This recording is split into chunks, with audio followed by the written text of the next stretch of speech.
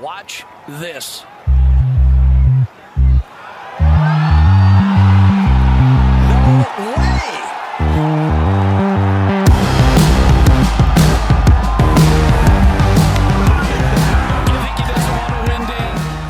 Hello and welcome back to the Cookie Jar Golf Podcast. I am Tom Mills and today I'm joined by Bruce Fitzpatrick. Hello. And world famous architect Martin Ebert. Martin, welcome to the podcast. Thank you very much, Tom. Thank you, Bruce. For those of you that don't know, Martin is part of MacKenzie Ebert. They have consulted on 7 of the 10 current open rota courses. They've done courses like Askanish, Prince's, Nairn, as well as new courses like Skibo or new redesigns like Skibo. So Martin, we are thoroughly pleased to have you on the podcast. We're very excited and we're looking to get deep into your involvement in the game and how you got into it. So start us off. I mean, where does it all start? How do you get into golf course architecture? Yeah, well, it's I feel a lucky man, I suppose, sitting here. It was maybe my start in golf is the first starting point. Just watched it on television, just thought it would be a great game to play. Mum and Dad bought me a half set for £10, I seem to remember. They stuck me down at the driving range at Colnbrook. Mum used to work at Heathrow, so I was stuck down there for the day and just fell in love with the game. I think they thought it would be a bit of a fad. But it turned out to be, a bit of an obsession, I suppose, like all of us, golfers who are obsessed with the game. So I, loved all my early years. Joined Ashford Manor Golf Club, then didn't change from junior section to adult section, but went to Cambridge. Played, had a very ignominious first trial at Cambridge. Probably best not to give you the detail of that, but I'd seen that fixture list. I mean, it was incredible. Royal St George's, Royal Cinque Port, Sunningdale, Wentworth. I mean, it was an incredible array. But I failed at the first attempt, didn't play any golf for the first year. And then following that, played in the Stymies and loved it. Absolutely loved the whole ethos of it, the friendships that you developed, the clubs that we were visiting, and played at Woking Golf Club. Where we had a very good game with a couple of members who put me up for Woking, and that was sort of Cambridge Golf. Went on to play for the first team in third and fourth years, and then led. It was the 100th varsity match with Oxford, and played at Rye. And we thought we'd celebrate by undertaking a tour to the US. So that was quite a major undertaking. I don't think it had been done since Henry Longhurst took a team over by ship in 1930. Wow. We went on Kuwait Airlines. No alcohol served on the airline, but we had an incredible trip. I mean, the courses that we played were just unbelievable. Merion, Pine Valley, Shinnecock Hills, National Golf Links of America, Garden City, Maidstone, Sleepy Hollow, the Country Club. Sounds rubbish.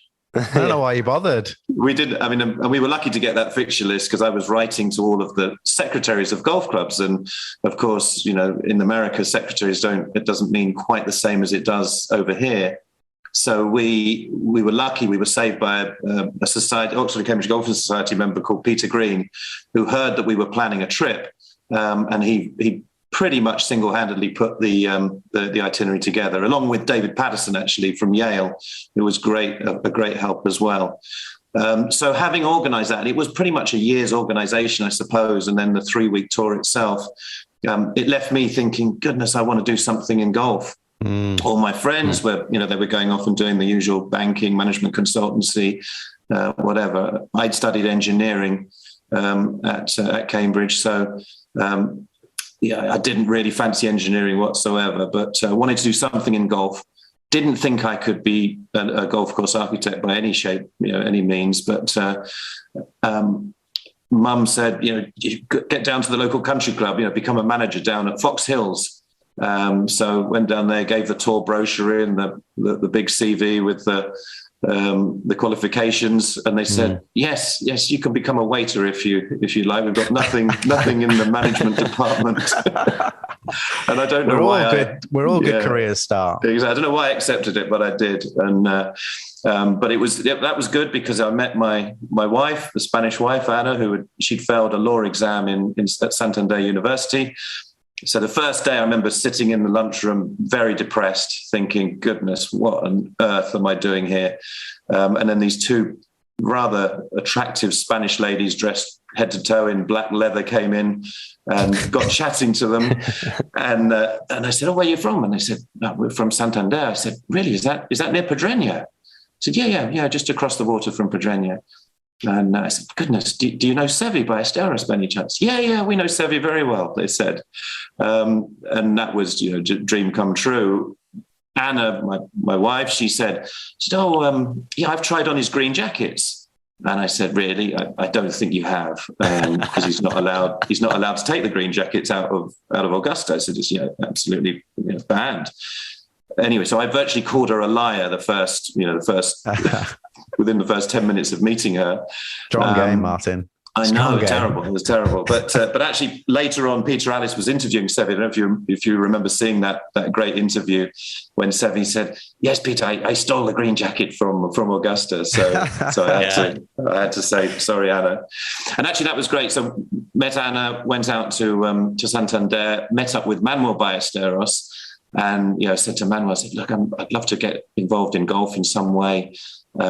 He said, any chance I can help you guys? I didn't know any Spanish, so that was a bit of a drawback. But he said, no, you need to go off to study agronomy in the US or something. And so that was a dead end. Came back, just thought, goodness, I've got to sign up for something, which will earn a decent wage. Signed up for an accountancy qualification or training program with one of the big companies, and was about to take that up when I had a contact from Andy MacKenzie, who played for Cambridge as well in the same team as I did, and his brother was working for Donald Steele, and they were getting very, very busy. Tom had been working for Donald for a year. He was trained as a landscape architect at Heriot-Watt. And the connection was made, really. Donald said, come down, have an interview. I remember I sketched the ninth hole at Royal Wellington. I put contours on it and everything. I just guessed what the hole looked like. Didn't really realise that was one of Donald's favourite courses, but that seemed to strike a chord. And he said, well, I'll give you a 6-month trial, and didn't really look back with Donald. So what was it, Martin? Was it for like a topographical sketch, or was it just an artistic one? What were you trying to achieve? Yeah, I mean, we didn't have these days, we have great aerial photography, we have LiDAR survey information, didn't have any of that. So it was just my recollection of the hole and just trying to stick the tee where it was. And, I guess I was always fascinated by that great short par 4 playing across the road, that, the tighter you drive it to the stream and the out of bounds on the right, the easier the shot is in, and a fantastic green as well at the end of it. So I don't know, I just thought I should do something to try and impress and just show that I could at least draw. But anyway, it did the job, and got that first great chance with Donald. So that's how it all started. And what did that that early part of your time there with Donald, what did that look like in terms of the sort of day-to-day and the projects you're involved with? Because you mentioned your engineering background. Was that something that kind of straight away you were sort of putting that to use in doing these sketches or these kind of plans for courses that you're working on? How did that look?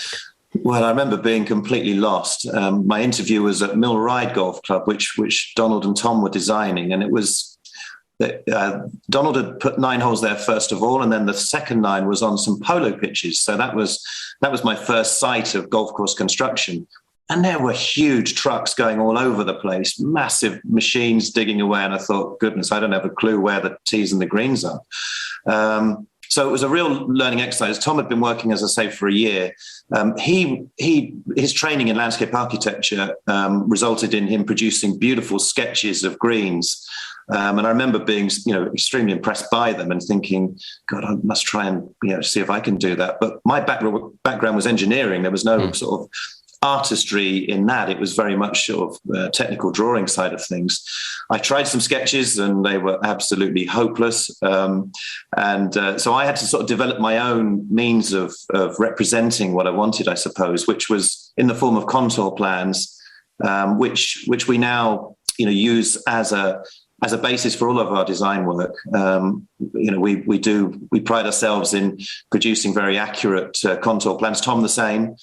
So that's the way we carry out our design. But I was only thinking about it the other day and just how it's gone full circle, because these contour plans are great for us to sort of imagine what we're designing, to give to the contractor, to give them a very, very accurate idea of how to construct, what levels we want. I mean, they can take a GPS bit of kit and they can pretty much build it exactly to that plan. Now, that's not to say we still need to go and review it on site, and we would make adjustments. But this information, it wasn't giving the clients much of an idea of what they were going to get. Who can read those sort of squiggles of contours across a plan?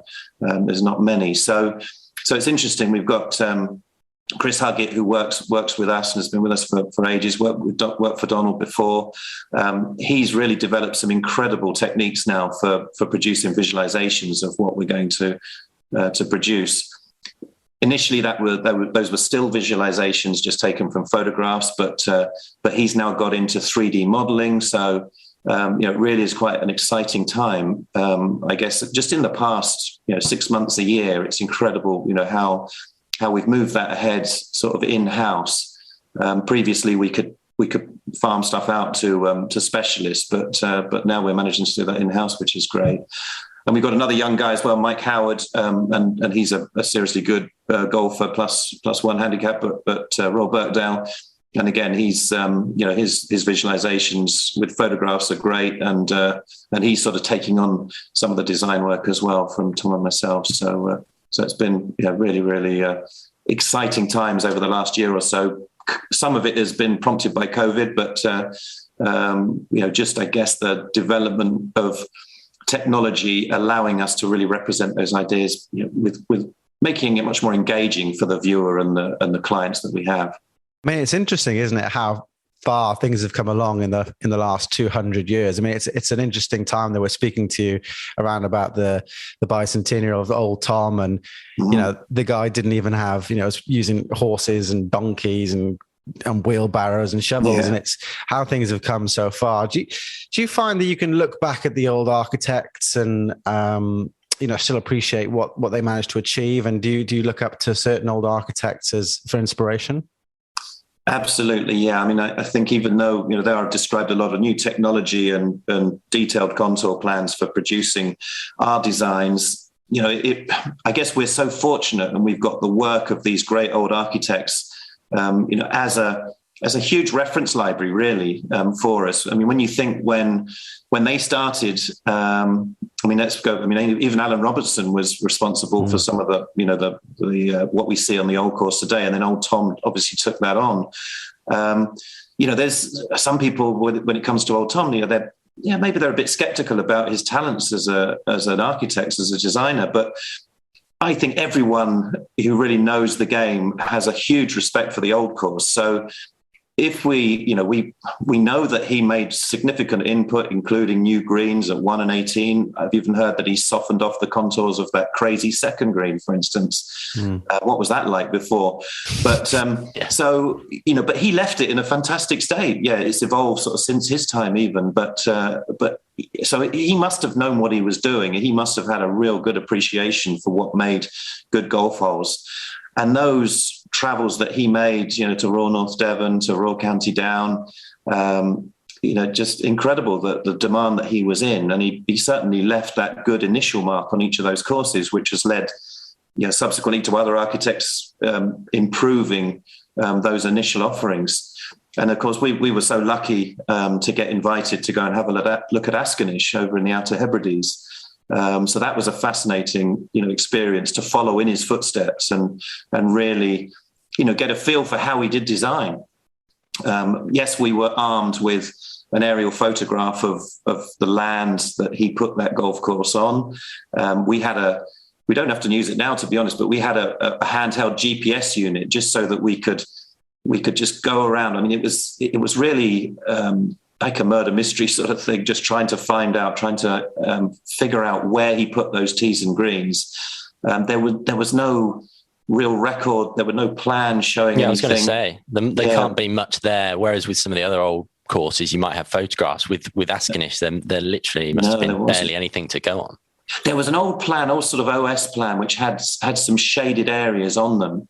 I think from memory, there were 18 or 19 shaded areas. And we thought, maybe these are the greens. It seems to be logical. But however, it was hard to locate that plan onto the current aerial photograph. And when you go there, I don't know if you've been Bruce and Tom, but you must if you haven't. There's quite an eroded coastline. There's a real sort of sharp bank down to the sea. So we're not absolutely sure just how much might have eroded since old Tom's time. Perhaps they gained some land in places. So I guess our exercise there was really to go and see wherever we could find what looked like a green. And in places, the dunes are really quite significant. So if we found a relatively flat area, then it was likely that was a green location. And then it was a question of just sort of marking those greens, figuring out where a good tee location would be for par 3s, 4s and 5s, and trying to just sort of put it all together. Again, we had AutoCAD. I remember the first night after going, we sat down, downloaded these GPS points of various green locations and tee locations. And I think it was only 2 or 3 days that we took. But the next day, the Merry Band, which included Gordon Irvin, who first brought it to my attention. So he's a consultant master greenkeeper. He'd been out there fishing. So he was on the trip. We had Chris Haspel, who I'm sure you know, up in the north of Scotland. He was in Denmark at the time, actually, trading as a greenkeeper. We had Adam Lawrence. We had Ralph Thompson, who I regularly describe as the biggest man in the Outer Hebrides in more ways than one. He was the local man. And we had even, I think, a retired policeman, Colin, I think his name was. So all of us were sort of, it's a combined effort. But it really was designing like old Tom would design, just planting those posts in. And we left, and I think the members of Askenish Golf Club, because there was a little rudimentary 9 holes there, the members of Askenish Golf Club played, I think, from tee to green, the very next day after we'd left. They were able to play all those long shots. They couldn't putt, obviously. And then that process of mowing the greens down, gradually refining them, was undertaken. And as a result now, I think I've been... describe it as a great museum piece of old golf, the way old golf courses used to be. I think you'd mentioned in one of your previous podcasts about Tom Doak's involvement there, and that was fascinating. I mean, he described it as the freshest thing that he'd seen that year, I think. But he also sort of chastised us a little bit by saying, it's more than a museum. It's a great golf course. You really need to make more of the fact that it is a great golf course rather than just a museum piece. So that was fascinating to get his take on it. He went over to have a look. Mike Kaiser, in fact, Ralph, the biggest man in the Outer Hebrides, he was approaching everyone for funds, as he does. I mean, we were paid the same fee as old Tom Morris, 10 shillings a hole, which didn't amount to a whole lot. But and so Ralph was approaching everyone, including Mike Kaiser. And Mike said, "Look, I'm happy to help, but I need need my architect to come over, Tom Doak." And my nose was a little bit out of joint, just thinking, hang on, I'm the sort of recognised architect involved with this project. But then I thought, right, this guy's reputed to be the best in the world. Let's see what he thinks of it. So he came over, had a weekend playing the course. And then I thought I'd leave him to it for that weekend. I flew up on the Monday, arrived. We had about 3-4 hours, I think. So we did a speed walk around the whole thing. And it was great to get his thoughts on it. And I was surprised. He's a minimalist. He wanted to do more than I wanted to do to it. There's a real fascinating hole called Old Tom's Pulpit. It's a par 4, doglegging slightly to the right, wetland on your right hand side. What was described as the pulpit, where initially they put the green, and I wanted it to be in a big hollow just behind that raised area. But anyway, Tom, he said, you need to, that hole lets it down. It's a crazy green when you go and play there. Absolutely mad. But he said, this letting it down, it's just too wild. And he said, we can make a much better view of the green. We'll take away. We'll just lower that ridge in front of the green. We'll and I'm sure he and his guys, Eric Iverson, came over eventually and did some work, and they would have made a great job of it. I'm sure they would have produced a brilliant green, but somehow it seemed to me that these contours that nature had provided, maybe they'd been massaged by, old Tom's direction when he went over there in 1891, who knows? But it's sort of part of the story. It's part of the great debate. And I think what Tom Doak said about it, why we can change it, we should be making this better, only adds to the folklore, only adds to the debate about that particular hole, about Ascanish in general. So it was fascinating to walk around with him, but I'm glad to say that green has stayed as it is. Let's see if that remains the case for forevermore, or it does fall to the surgeon's knife at some point. But I hope not. I think it's pretty special. It's an interesting theme, actually, isn't it? Talking about restoration and how, although the technology and the equipment that you talked about earlier, Martin, has moved on so much, and there's GPS tracking and drone aerials and all these kind of amazing discoveries that maybe make the process a bit easier, a bit more kind of refined, for want of a better term. We're still looking back now at these great architects and the work they've done and trying to recapture some of that. I guess particularly with sort of some of the golden era architects, the Colts, the Mackenzies, and so on. When did that kind of become a substantial part of your work and something that maybe architects of more recent times became aware of? Because it seems to me, just looking back, you have this period maybe from the Great Depression leading into the Second World War for the next sort of 40, 50 years or so, where a lot of courses just seem to maybe lose their way. That seems to be a bit of a common theme in that, there's maybe not a sort of a coherent framework in place to kind of keep them as they were. Do things, I mean, how does that all evolve? How does that change? It is fascinating. And, I think when I started in the game, we were so fortunate. We were working on a lot of great historic courses. But I think even then our realization of what we were handling, what we were advising, wasn't as sharp and finely tuned as it is today. So that's our first port of call. Whenever anyone contacts us about, a great old historic course, then we say we don't want to make any recommendations until we have as full an understanding of that course and its evolution as possible. So that is our first port of call. And I think, in a way, technology has helped that. I mean, the internet, just the means of research has been great. The old aerial photography now is probably more accessible. So, that's a great great resource to us whenever we go to any course. We always ask the clubs, what old plans have you got? What old reports have you got? What old ground photographs have you got? Such important resources. And sometimes it might just be one photograph that can make such a huge difference to us. But I think what's happened with so many courses over the years is that it only takes one captain, one committee, one very strong-willed course manager, for instance, to sort of make some serious changes. And then it's lost, potentially it's lost. I mean, we had the same situation at Turnberry. I mean, that was fascinating. I'd advised at Turnberry for some time. I was slightly concerned when news was, or rumours were filtering through that Mr. Trump was about to buy it, thinking, well, he doesn't know me, and I certainly don't know him. And of course, Martin Hawtrey had done his great course up in Aberdeen, so I was fearful. But anyway, I've got Peter Dawson, the chief executive of the RNA at the time, to thank. Trump called him and said, "Look, Peter, I'm thinking of buying Turnberry, and what do you think?"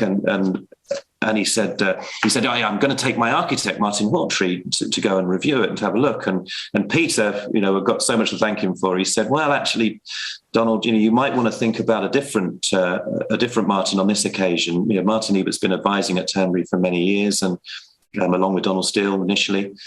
So maybe you want to think about Martin now, which was great. So I had a call with Donald Trump, broke into one of his meetings, and I thought, well, I'd be put on hold and I'd never hear from him again. But no, he broke into the meeting, 10, 15-minute chat about Turnberry.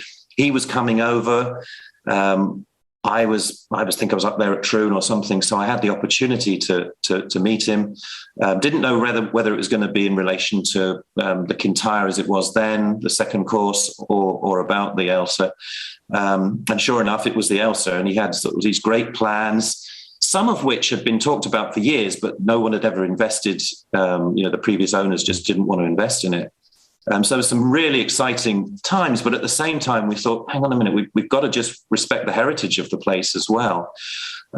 So we looked up the old aerial photography, and it was fascinating. I mean, we all know that donut bunker in front of the 10th green, very sort of formalized shape as it was. Now, the old photographs, which shows Mackenzie Ross's restoration of it after the Second World War, it just showed this incredible, beautiful shape, diagonal feature, had the island in the middle, but it was just a completely different sort of look to that bunker and many of the other bunkers as well. So we drew that attention to Mr. Trump and said, look, yeah, we are making some major changes to the course. We think for the good of it.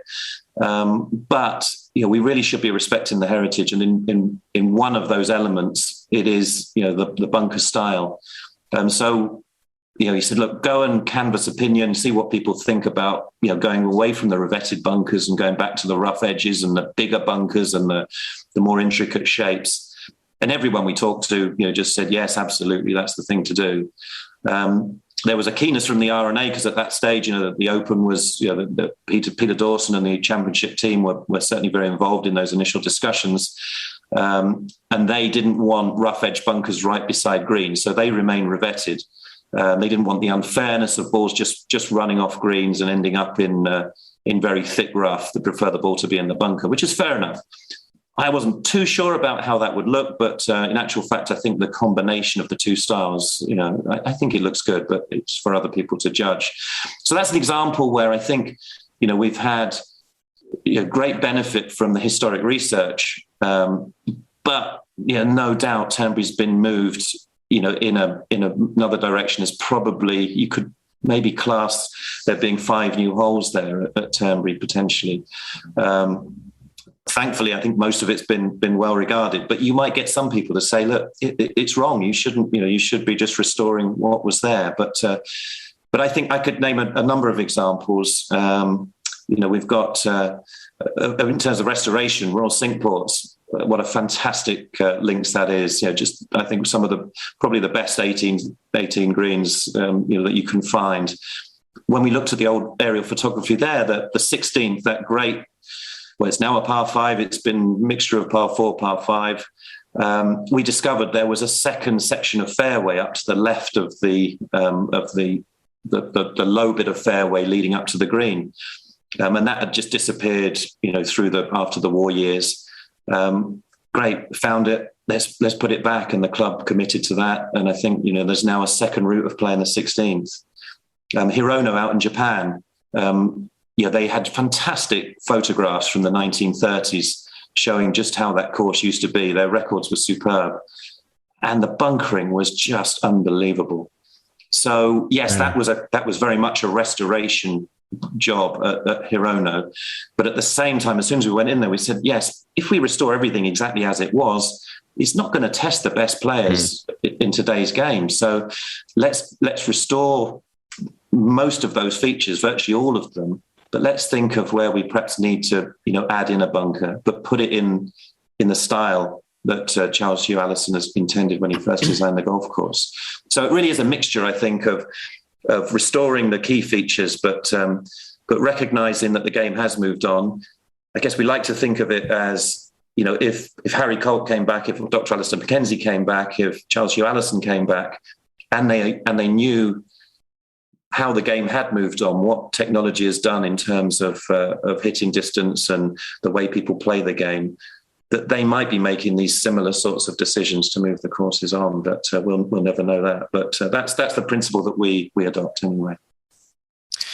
I mean, it's interesting. You've almost answered a question I've got written down. It was perfect in terms of I was just listening to your answer and reading the things I'd like to ask. And, there is certainly a view in our echo chamber that, older is better, and going back to the golden age architecture, it's kind of like these things shouldn't be touched; they should be left and preserved. And it's interesting that you talk about that. That's probably right. But in terms of if they were here, they would be making changes, and we're just hopefully doing it in the same way. Yeah. Moving on slightly, you've obviously done work on some open rota courses, which is some incredible work you've managed to do there. Does working with the RNA and working on courses that are designed, they're going to have championships that are supposed to test the best players in the world, does that pose a different sort of question? And is it difficult to make these courses challenging for the professional, but still readily playable for the everyday player? Yeah, no, we've been very fortunate. And just to make it clear, because sometimes people think that we are the RNA's architects. Well, we're not. We always have to be appointed by the club. Obviously, we have to work very, very closely with the RNA because they have such an interest in those venues, and not just those venues. I mean, other amateur championship venues and the other courses where they play the tournaments. But principally with the open courses, then there's a huge involvement with the RNA. But it is the clubs that appoint us, and have to be satisfied that we're going to provide them with the best advice.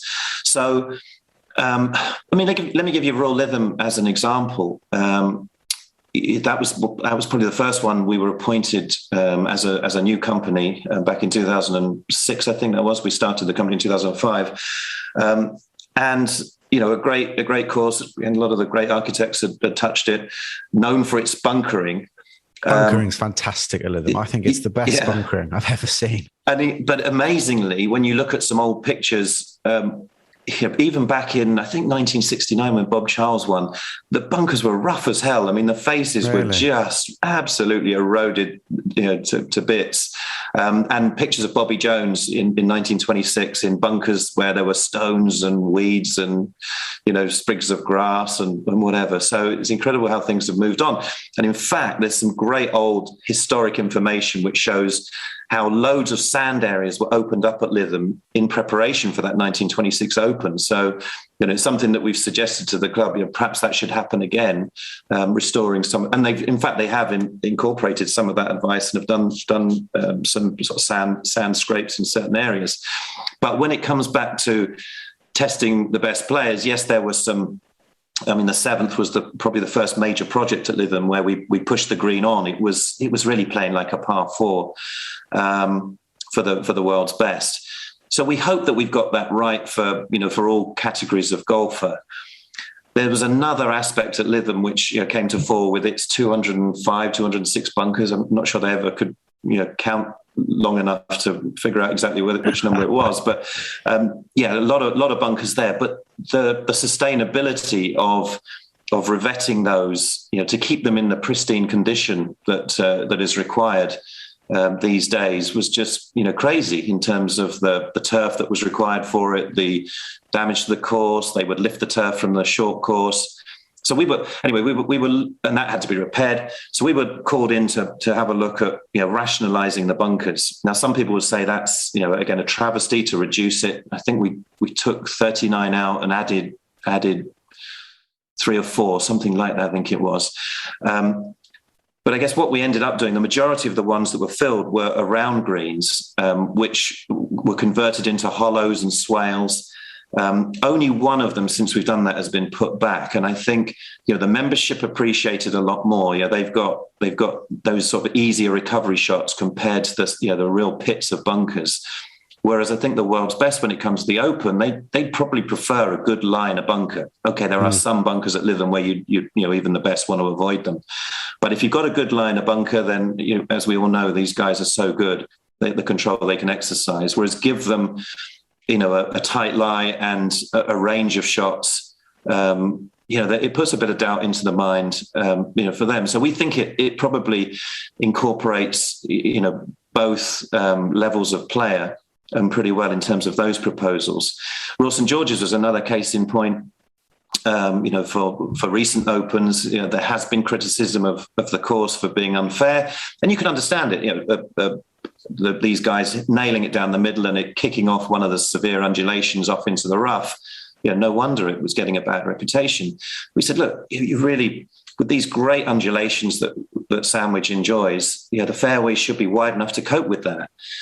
So they were widened this year. Yes, the rain fell in the run up, so it made them a bit more receptive as well. But those changes probably they're helping the club player as well as making it a bit fairer for the championship guys. On occasions, let's see. Portrush was an interesting one. You're having to put 2 new holes in. That was fascinating, and some people might say, "Oh, it's terrible to mess about with Harry Colt's great layout." But we soon discovered when we did the historic research there that 2 new holes have been put in anyway after he did his redesign in the 30s. And his clubhouse that he was operating from, or the clubhouse of the club at the time, was way up in the town. So he had 2. It looked to be, from the old photographs, it looks as though the old first and the old 18th were great holes, whereas then he had sort of 2 connecting holes, which were the old 18th and the old 17th, which are now taken out of the layout. And probably they were a bit of a connection just to get through to the really good land again. So again, I think if Harry Colt had been around and looked at the opportunity for the Open coming back, the fact that the clubhouse was in a different position, I'd like to think that he would have taken that advantage of, some of the land of the Valley course to put 2 new holes in. But we've got to try and, I think that's the good thing about the RNA is that, they won't come in and narrow fairways, for instance, for an Open. I think days of that have gone. That did happen in Carnoustie in 99, and it was far too tough for ordinary golfers. But I think the key is really for Opens is the wind, obviously, which we didn't have at Royal St George's, and the firm and fast conditions. So, but you want those firm and fast conditions for club play as well. But there's no doubt if it's a championship course, it's going to test club golfers. But it should, I think it should be playable for both. And when we are making adjustments, we do realise that those courses are in play for an Open, perhaps 1 week in 6 years, 7 years, 8 years, 10 years. So, we really do have to take account of club players as well, members and visitors, no doubt. I think the Open's quite an interesting case in point there. You mentioned the sort of firm and fast conditions and the wind. It seems like those are the key factors, really, that prevent the score getting away to sort of 20, 25 under that you maybe see in a regular European or a PGA Tour event. And yet a lot of people maybe just think it's just about the raw distance and the raw yardage of the course. But I guess certainly over the last few years and the increasing amounts of statistical analysis that are being done on it, it's really just, the ability to maybe control the ball off the fairway rather than coming out of the rough, how firm the greens are, how tucked away they are. And I guess typically over, with a course like Sandwich and other historic links courses in the UK where there's greater slopes and greater undulations in some of those greens, that's actually what seems to pose the challenge for the best players in the world, not just the fact that they're playing a 500-yard par 4 because, they hit the ball so far and they're so good. Yeah. That doesn't seem to pose the biggest test anymore. No. I remember we quote quite often Dr. Alistair MacKenzie. I think he described the old course at St Andrews. I think it was 1930, and he said that the links of St Andrews has never played as well as it did for that Open. He said it was so firm and fast. He said, you really had to, be in the right position to approach the greens. He said, but at the same time, it was never more vehemently criticised than for that Open.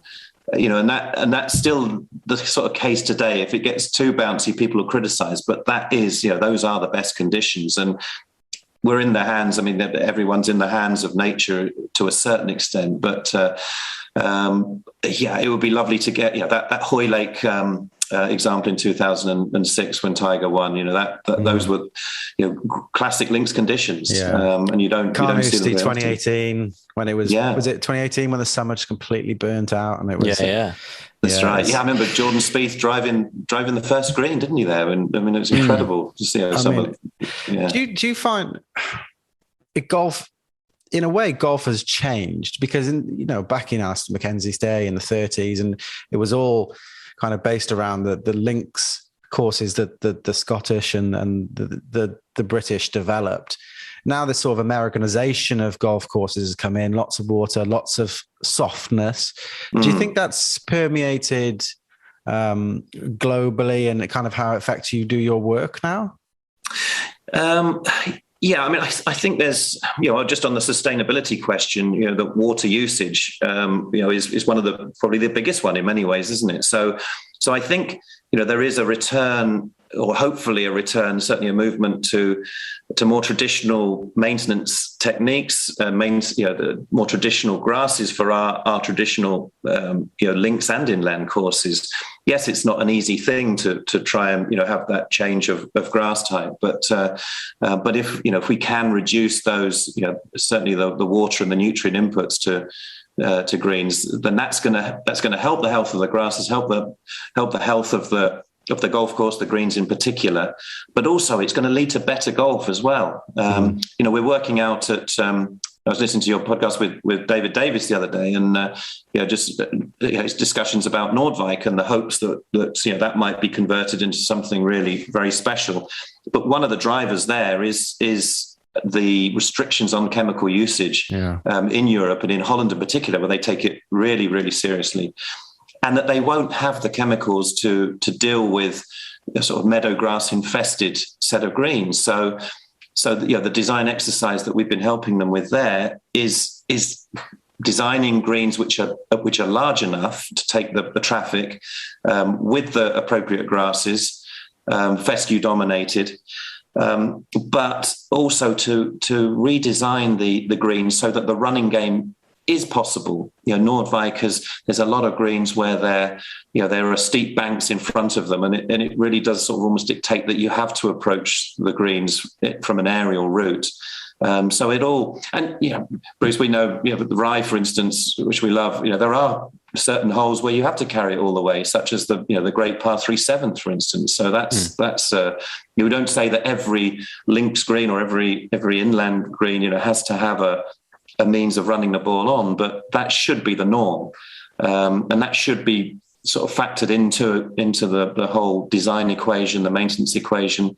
But again, we're looking at climate change, and the tropical downpours that we're receiving these days. It's very hard for the greenkeepers and the agronomists to present the courses exactly as they'd like them to be presented, given those conditions. But certainly, firm and fast it makes such a difference compared to lush and green. So I think in general, virtually everywhere we're hearing the same sort of message. We're advising out in Chile, for instance, and their climate is changing dramatically. So they're looking at reducing grass areas, use of recycled water. We've got a lovely project, an old Tom Simpson, original Tom Simpson design, just south of Barcelona in Golf Club Terramar, and they're now supplied completely with recycled water. So, wow. So all of those sorts of issues, I think, are coming to bear, given the climate changes that we're all facing. But at the core of it hopefully it will return us to better golf, healthier golf, and more interesting golf as well. I mean, we all watch the US Tour stuff, and there's just balls pitching and stopping right by the flag. It's so one-dimensional. So great if we can get it a firmer and faster surface to play the game on. Absolutely. It's a great shame, I guess, isn't it, when you think that the game really evolved and developed, in the UK, in these coastal towns up in Scotland, and then kind of migrated slowly south, and even places like the sort of Surrey, Berkshire Sandbelt, where it was just naturally very good conditions to play golf. And sadly, for one reason or another, over the last century, we're holding fewer and fewer events at these courses that are best suited to it and require the least amount of water and require the least amount of fertilizer to keep the courses playable. But maybe, as you say, with things kind of being out of our hands as far as the climate's concerned, that might encourage more events and more sort of top flight golf to be played at these historic courses, which are best suited to it. Yeah, well, I think it's great to hear the players compliment Royal St George's. It was great, the positivity about that, and I think a lot of the American guys, it's great to hear them say just how imaginative they've had to be and how creative, the shot demands are. So yeah, the more the merrier. I mean, I did a bit of refereeing as well, and refereed at the Irish Open at Lahinch, and what a fantastic course it was. It was some crazy stuff there, but it was just brilliant to enjoy seeing those great players play, such a superb course. I mean, it was in the same year as Portrush, obviously, and it reminded me a lot of Portrush in terms of the elevation changes that Lahinch has got. It was. I think they all enjoy it when they get to play that sort of game. I mean, I guess they're golfers first and foremost. I know it's their profession, but I think the guys that really understand the game, they do appreciate the difference, and where it all rooted from, really, those great courses of yesteryear. So we really appreciate having you on, Martin. Just before we think about letting you go, what you're working on at the moment, what's exciting you at the moment, and something that I was just wondering about as you were talking earlier on, when you get these calls from Turnberry or Royal St George's, do you still get excited? Because you do a lot of good work now. Did you still get that little? Oh, absolutely, yeah. No, really, really excited. No, it's. I think the opportunity to advise any golf club, and it doesn't have to be Turnberry. I remember, we had quite a lot of work in Finland, and wasn't the greatest course. Tuusula was the first course I advised in Finland, but just putting. Yeah, the very bland bunkering really just didn't inspire golf at all. But just putting 2 or 3 bunkers in on one hole, just to visually make it more appealing, and obviously the play just provide a bit more challenge. It was so fulfilling. So absolutely, whenever we're asked to look at any course, it's there's a feeling of excitement and what can we do? I mean, we're lucky in terms of the projects that we've got at the moment, we've had the renovation, restoration of Hamilton Golf and Country Club out in just south of Toronto. Now that's where Rory won that last Canadian Open that was played in 2019, and the players loved it again. They loved that old style of course, to the point where I'm a bit nervous because they loved it so much. Then after rebuilding every green and every bunker, then I hope that they're going to like it just as much or more when they come back. And I think there will be another Canadian Open there in the next sort of 2 or 3 years. But that was a fascinating one. I mean, I did one visit at the start of the job just to get things moving, and that was back in October 2019. And then, of course, haven't been able to go since. So it's a fascinating one in terms of how could we serve that project? Now, because we produce these really detailed plans, they could set everything out by GPS, but that's sort of not enough. Just the green surround shapes need a little bit more, on-site presence. So we were robbed of that, obviously. But the way we've approached it is, to provide a check and to look at what was being built. We Chris in our office, he's a drone pilot, and so he sent over flight paths for a local drone guy. In fact, one of the green staff, Chad, produced the drone flights. So that would allow us to survey every green, every bunker that they were building, and we could compare that with our detailed plans. So that's one thing. So that's virtually a check of whether they're building accurately to our designs, which they were, which was good. It would still have been nice to have been there to just agree any little adjustments, but I guess we had to be that much more careful with what we were designing to make sure that we felt that it would work without our eyes on it on the ground.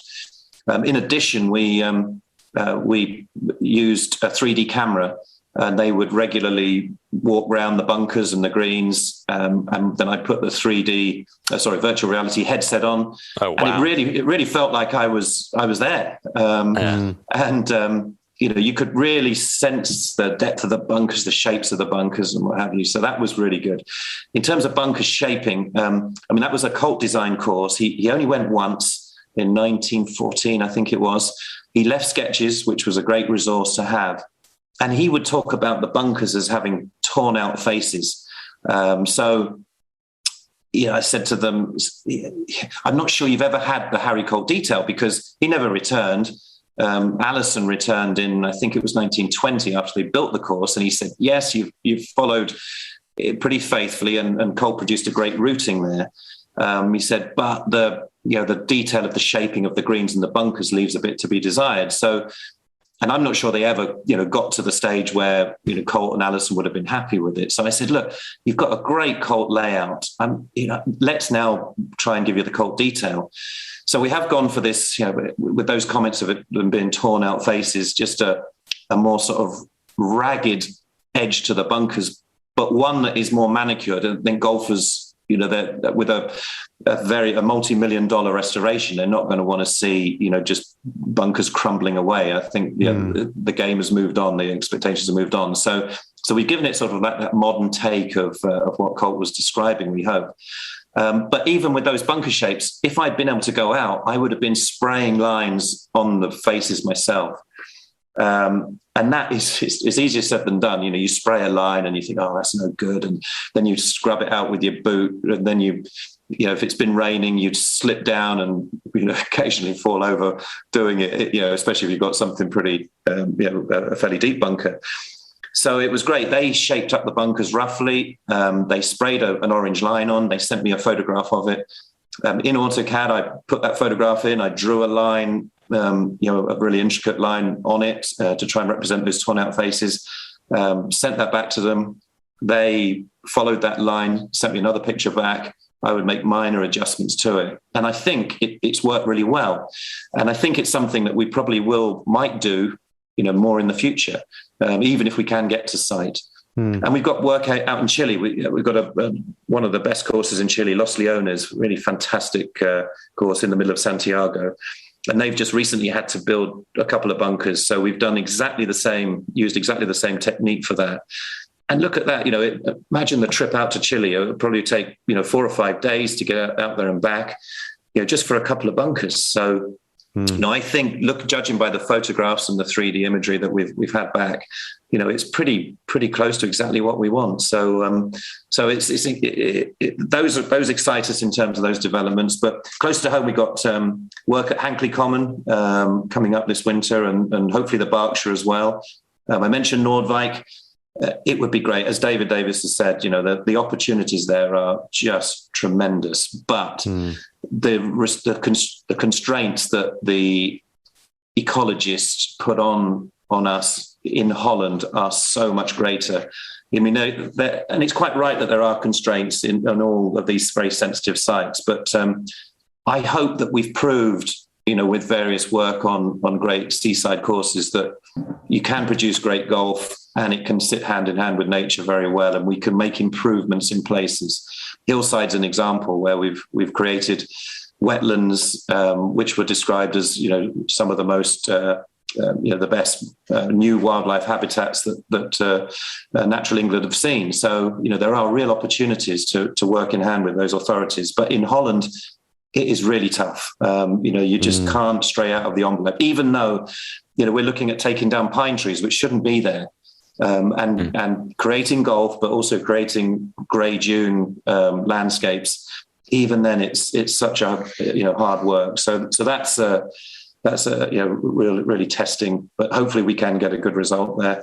And we're revising at Portmarnock, so that would be exciting to see what might come. Focusing on the yellow 9, which is a pretty good 9 in its own right, but that would be a great one to work on as well. Coombe Hill, one of Abercrombie's courses in London, quite a big elevation change across that site, but and a very small acreage, but incredible what was produced there, and so that would be something again to delve back into the past and look at what they had before. Flempton, a little 9-hole course in Suffolk. We all know, or most people know, Royal Wellington and Newmarket. Well, Flempton I think it's incredible that Suffolk has got 2 fantastic 9-hole courses. It was designed by J.H. Taylor.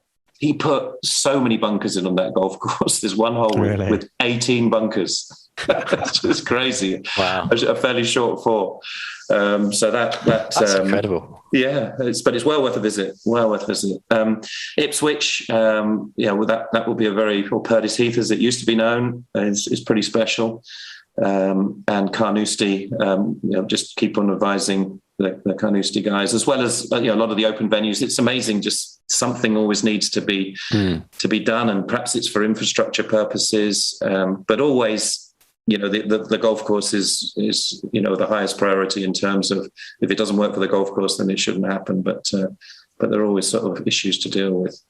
It's amazing how innovation has come out of this pandemic, in terms of you guys have now sort of come away with a technique that basically saves you a 4 or 5 day round trip, because you've been forced down a route of using 3D cameras and all stuff, and now you're able to be a lot more productive with your time.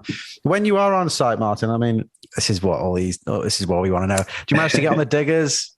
Do you manage to have a little go of it, or are you? I get on a rake.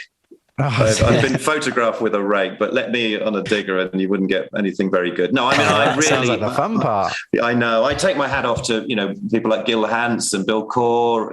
They sit on the machinery and fantastic. I don't know how they do it. I mean, with all the projects they've got, I don't know how they can find enough time to do that.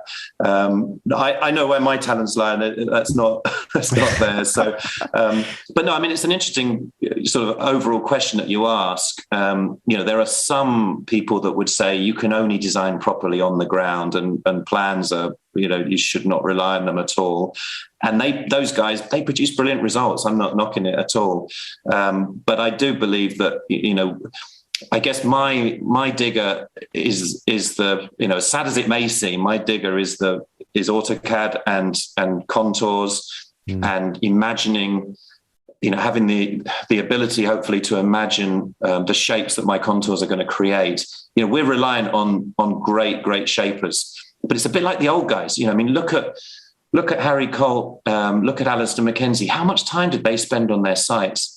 I mean, I've recently been over to Real Pedreña for a great event called the Fellowship Cup, started by Real Pedreña, where Sevi grew up.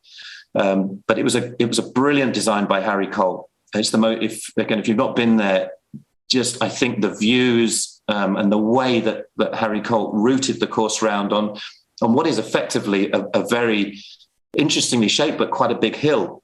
But the views you get from it are incredible. But how often did he go there? Did he go once? Did he go twice? We don't advise that, so we don't know the detail of that. But it couldn't have been, that many times. He left people there who knew what they were doing. Same at Hirono. Charles Hugh Allison, he went to Hirono for 1 week. I mean, he wasn't commissioned to do Hirono when he went. He was commissioned to design a course for Tokyo Golf Club, but got called up to Hirono. He left great sketches. He obviously got his message across. He also took a guy called George Penglaze, who was an American, who he'd worked with in the States. And he was building Tokyo Golf Club. And again, the bunkering that you see on some of those Japanese courses in those early days is incredible. I mean, Kasumigaseki, where the Olympics was played, there's been a release of some old photographs of their bunkers. Just beautiful stuff. So Penglaze was responsible for those bunkers, we think. At Kasumigaseki and also Tokyo, which are equally remarkable. And what we think is that the Hirono guys, they went down, they saw all those incredible bunkers. And after the initial course was built at Hirono, they came back and they adjusted the bunkers, because we've got photographs when it was first built, and it looks the bunkers look a bit ordinary, but after that, they just get that beautiful sort of Surrey Heathland look, I suppose. Some of the best, Surrey Heathland bunkers you can imagine. That's what they ended up as. So I think, we're reliant on great shapers, as those guys were. I've just been reading up about, Frank's Harris brothers, and, I think Colt, he relied on this young guy, Claude Harris, to really mastermind, a lot of their work. And Harris, in return, credits the foreman that he employed. So Portrush, beautiful shapes on some of the greens and surrounds. But, was Colt responsible? Certainly gave the message across, certainly gave the instruction. But, I think he left it to guys who produce fantastic results. So I don't think they get quite enough credit. I guess we're in a position where we can control things a little bit more with the plans that we produce, with the GPS, with all the machinery that they have available to them. But we are still reliant on these, really talented guys on machines.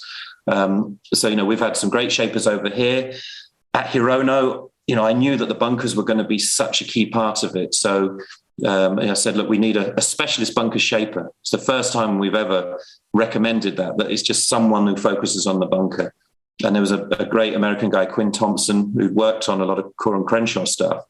And he was living and working in Japan, and he was enrolled onto the project. And I can't imagine producing what Quinn has produced there. He really is extremely talented, and as all these shapers are. They're tremendous. But interesting. Again, it's the same sort of way that the old guys design. But no, I have to confess, I like making a few little minor adjustments in root zones on greens with a rake. But no, in general, it wouldn't help a job if I was on a machine. It would only set it back, sadly. And I guess you work with all these incredible courses that have been, that owe a lot to these great architects. You talked about, Colt, Simpson, Mackenzie, Allison.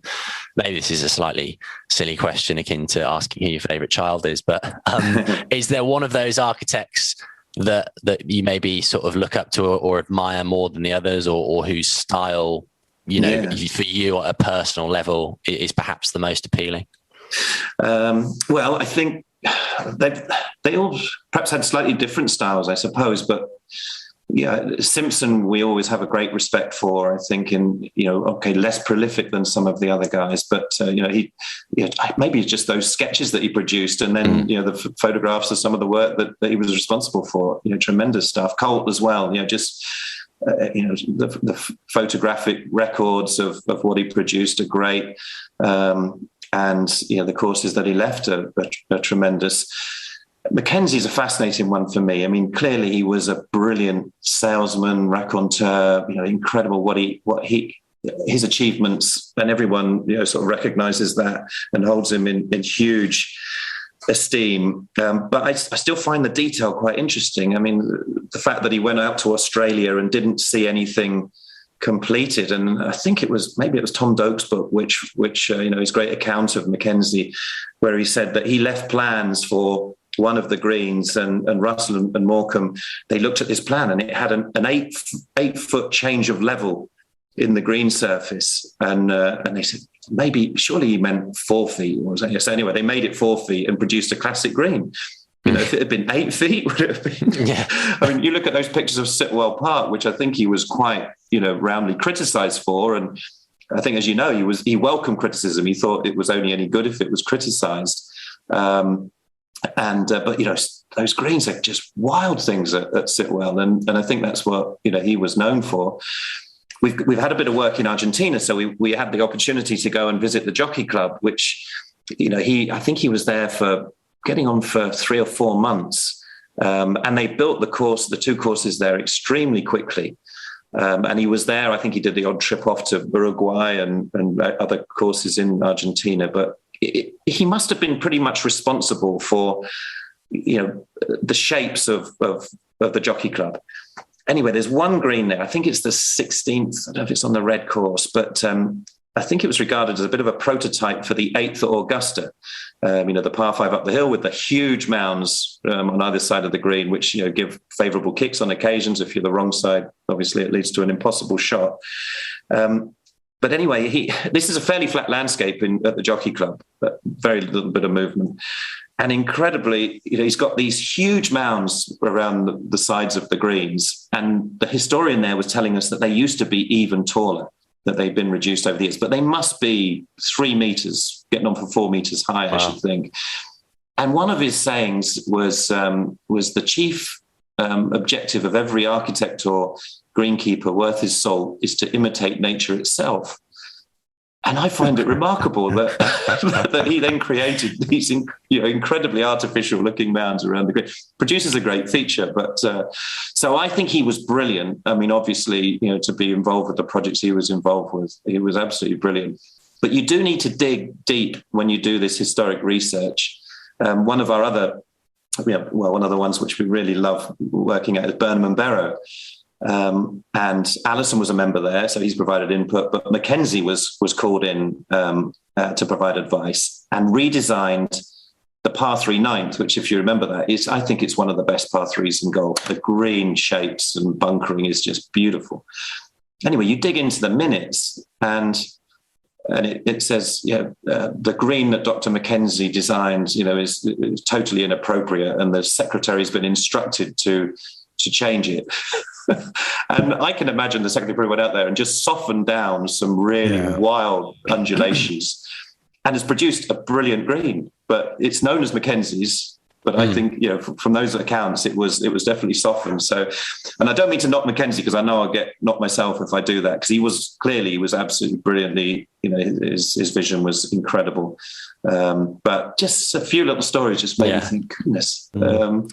So I think of all of them, I think Simpson or Colt would be the guys I'd go for if it was my own course. With Mackenzie, you get the impression he did everything as a joke. He was kind of laughing at him, chuckling to himself as he walked away. But there's one thing that you can certainly get from, nearly all Mackenzie courses that you see is he's clearly a fabulous router of golf courses and understands the use of land and topography in terms of how to use the land in front of him. It was probably his biggest asset in the layperson's and the bunkering as well. I think when you see those bunkers at Pasatiempo and wherever, just incredible bunker shapes, wasn't it? So I think, those two facets, he was tremendous. But I just wonder whether the scale on his green plans were a little bit wild.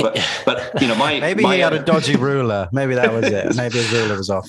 Well, I mean, my forward, when I joined Woking and obviously being exposed to those incredible greens that Stuart Payton and John Lowe produced, to be honest, it over-influenced me to begin with.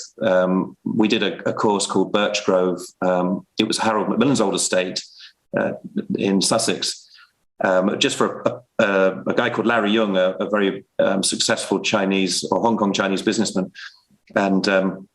And I think I was over-influenced. It was just a private course just for him and his friends. He had some charity days there, but I think some of my greens were a little bit too wild. It was in the early days of my career. So I remember walking Donald around the course and we always avoided the third green, which was a little bit perhaps over the top, and a way sloping green with some significant undulation in it. But do you find that, I mean, this is going slightly off topic. I'm a professional videographer by trade. I look back at some of my work from 5, 6, 7 years ago and I think, I wouldn't have done that now. And do you find that you look back on some work and not regret it, because that's an unfair word, but do you find that you think, wouldn't do that now? Yeah, absolutely. No, I think you're always learning. And, from, I guess 30 years or so I've been in the game now and still, trying to learn and do things better. So I think in general, fairly happy, but I guess when I started, it was sort of a focus on the green surfaces. As I say, I had that big influence from Woking. And then gradually sort of learned that actually you need to focus on the approaches, you need to focus on the surrounds. So, so maybe sometimes some of the early work was focused too much on the green surfaces and the undulations were probably too significant. And I think that's the danger for all of us as designers, as shapers. It's the danger of trying too hard and really overdoing things. I think the great rhythm of a course, it should have that mixture of greens. St George's Hill, I think one of Harry Colt's finest examples of his work, and we were trying to get appointed, unsuccessfully, sadly. But Tom and I, we both walked around and we thought we'd grade the greens from 0 to 5. With 5 being exceptional, but just pretty wild, but great stuff. 0 being terrible, 3 being really nice green, but not really dramatic. And we ended up, finishing the 18 greens assessment. And I think we both had a similar sort of feel. There were probably 3 or 4 or 5 ranked greens. There were plenty of 4s, 3s, But then there were about 3 or 4 or 5, zeros or ones, and we thought, what on earth has happened there? Went back to have a chat with the course manager, and soon discovered that every one of them had been changed. So, again, it shows how good those guys were, that they knew. Yeah, I think for me, St George's Hill, the best greens there are, it's hard to beat those. Same with Cinqueports as well. So that green detail, I think that's what we like to focus on now. And green surrounds, bunkering obviously is really important, but getting the right balance is important, and that's where always learning. So and I'm sure there's stuff that probably needs to be adjusted that we do even today, but hopefully we're minimising the need for that as time goes on. Well, golf courses are those one things that are always evolving, always changing, and something you can always tinker with, which I suppose is good for your game. Martin, you've been absolutely brilliant. You've been candid, funny, enjoyable, pleasurable company, and we really thank you for taking the time to speak to us today, and wish you all the best for the future and everything that you're doing. No, well, likewise, I think what you're doing with Cookie Jar is fantastic. It's stop. Yeah. No, it's good. That's good to be. Well, I enjoy riding my bike now, and it gives me another few bike rides of podcasts to listen to. So, great fun. No, well done, chaps. Martin, thank you very much. Martin. Thank you. Bye-bye. Watch this.